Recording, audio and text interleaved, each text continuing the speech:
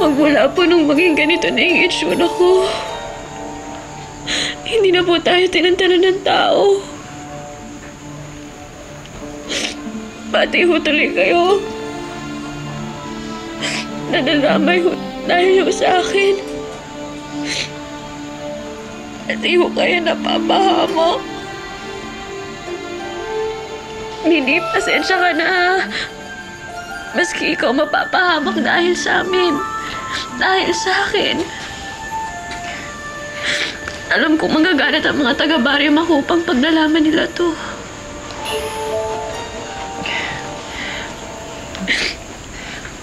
Pasensya na, pamigat lang ako sa inyong lahat.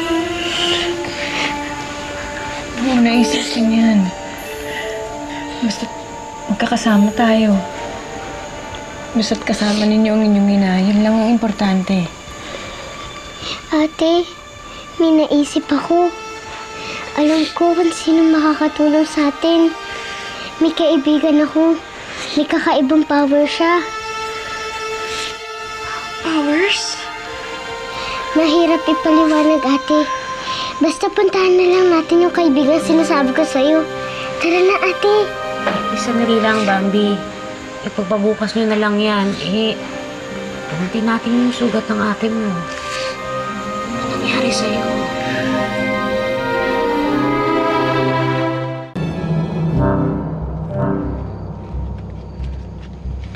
Bambi, bakit pa tayo pumunta dito kina Chang? Ate, may kukunin ako isang bote. Isang espesyal na bote. Matutulungan tayo nun. Mapapaganda ka nun. Mami, ano sinasabi mo? Makapangyarihan yung bote? Ito lang talaga? Mami, yung bote tinutukoy mo? Ang bote ko! Bukas ulit! Chang! Bakit mo binenta yung bote ko? Bakit? Bote mo? Wala na, naibenta ko na. Pero Chang, kailangan ko po yun. May pakialam ako? Ha? Wala akong pakialam. Tsaka ang kakapal ng mga apog niyon. Nagpakita pa kayo sa akin, ha? Anong kala niyo? Nakakalimutan ko yung atraso niyo sa akin? Akala niyo hindi ko kayo napapa. Wala na.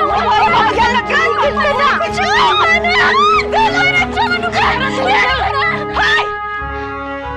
Saan kayo pupunta? Pagsaluhan natin ang inihanda ninyong piging na matagal ko nang hinintay.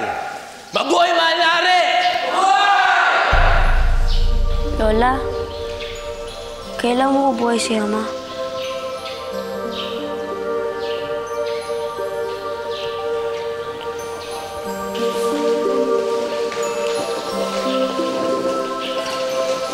Hindi ko maintindihan kung bakit ginusto ni Amang Hari na magdiwang tayo. Maaaring gusto lang niya magsaya. Pero mali. Mali yung nagsasaya tayo habang karamihan ng mga tao dito sa Paladino. Mga rebulto pa. Hindi ko maipaliwanag kung bakit. Pero ramdam ko, may kakaiba sa ating ama. Hayaan mo na lang siya, Almiro. Tandaan mo, na bago ulit ang lahat ng ito para sa kanya. Baka hindi niya alam kung ano ulit ang gagawin, kung paano siya kikilos. Kailangan niya lang ng konting panahon upang makasanayan ulit ang Paladino. Hindi yun eh. Masama ang kutob ko sa kanya.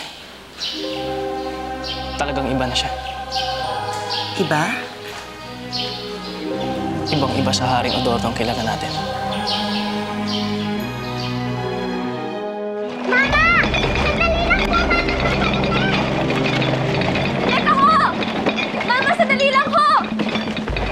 Ano ba yun? Bote ko po yun. Ibalik niyo sa akin. Anong bote mo? Hindi pwede. Nabili ko na yan eh. Pero, nagkamali lang ho si Chang. Sa kapatid ko po talaga yan. Mama, nakikiusap po kami. Baka pwedeng isolihin niyo na lang yung bote na yan. Pwede. Nabayaran ko na eh. Ba't ko naman gagawin yun? Gusto nyo, bayaran nyo sa akin 1,000. Wala naman ho kami ganun kalaking pere. Sige na naman ho. Ayun naman pala eh. Di tapos ang usapan. Mama! Mami, wag na. Wala na tayong magagawa. Wala tayong perang pambayad sa bote mo. Pero ate, kailangan natin yun. Matutulungan ka nun. tayo ganun? Bambi, hayaan mo na. Hahanap na lang tayo ng ibang paraan. Lara, umalis na tayo dito. Baka kung ano pang gawin sa atin ng tiyahin mo eh. Halika na ho.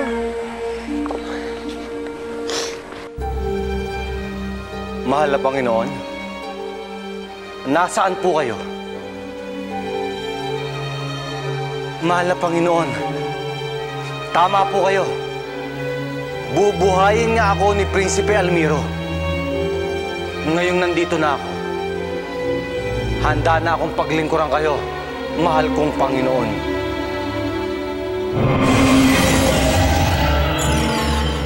Ang aking sugo! Sa wakas, nabuhay ka na. May isa sa katuparan ko ng aking mga plano. Matagal nating pinaghandaan ito.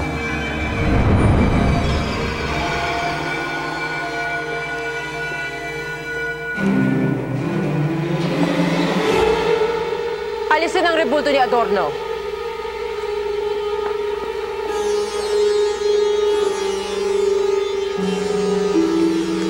Hakim!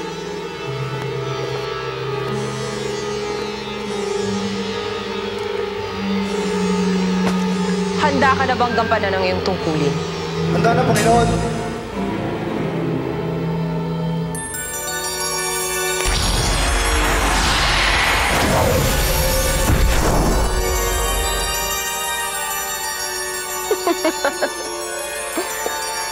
Napakakisig mo pala.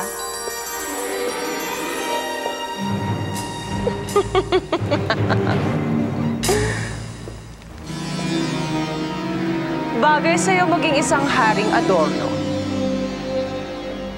Hakim!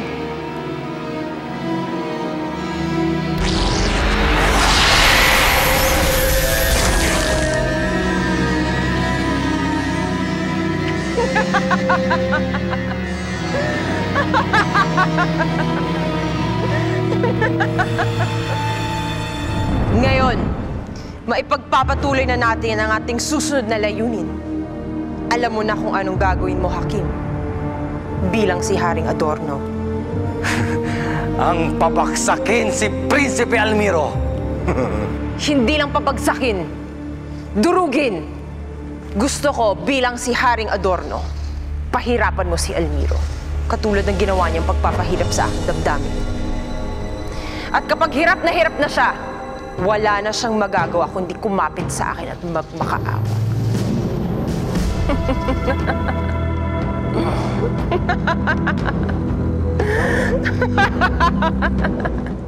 Si Lara, wala sila dito mag-iina. Kanina pa umalis. Nakita mo, tinakasan tayo ng walang hiyang yun.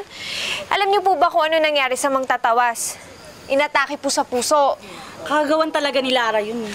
Sa may pagkademonyo naman kasi yung babaitang yun eh. Nagkaroon pa nga po ng sunog. Muntik pa kami madamay lahat. Kahit kailan talaga malas yung babaeng yan eh. Nagkanda leche-leche buhay ko dahil sa kanila eh. Hindi lang sa akin, pati buong baryo makupang.